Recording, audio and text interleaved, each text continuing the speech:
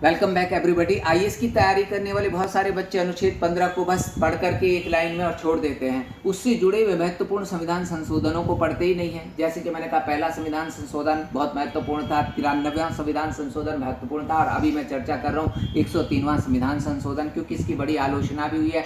ठीक, इसका उसका न्यायालय के द्वारा पुनरीक्षण भी किया गया है। तो बहुत समय से भारत में ये बात चल रही थी कि देखिए, गरीब तो सब होते हैं, ठीक है, अनुसूचित जातियों में भी गरीब हैं, जनजातियों में भी गरीब हैं, अन्य पिछड़ा वर्गीय के लोग गरीब हैं, लेकिन सामान्य जातियां जो हैं, उच्च जातियां, उनमें भी कुछ लोग बहुत गरीब हैं।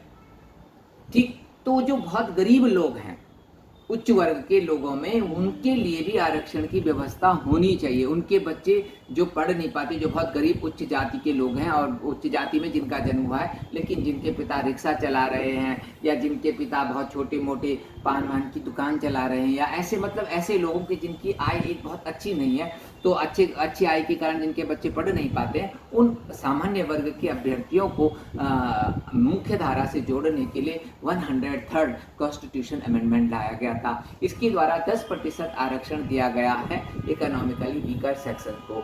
तो इसको क्यों चुनौती दी गई थी, वो मैं अगली वीडियो में बताऊंगा। तो इसमें ये क्वेश्चन आप लिखिएगा कि 102वें संविधान संशोधन का सबसे नकारात्मक पहलू राज्यों की संवैधानिक शक्तियों का हनन था। मैंने 102वां का, 103वां नहीं, क्योंकि इससे जुड़ा क्वेश्चन है। ठीक, 102वां संविधान संशोधन का सबसे नकारात्मक पहलू राज्यों की संवैधानिक शक्तियों का हनन था, जिसके तहत राज्यों से सामाजिक व शैक्षणिक रूप से पिछड़े वर्गों ठीक की पहचान करने का अधिकार छीन लिया गया था। ये एक महत्वपूर्ण अनुच्छेद, एक महत्वपूर्ण संशोधन था। इसके बारे में भी आपको जानकारी होनी चाहिए। एक और क्वेश्चन है, यह कहना कहाँ तक सत्य है कि 103वां संविधान संशोधन संविधान के मूल ढांचे में परिवर्तन करता है। Thank you.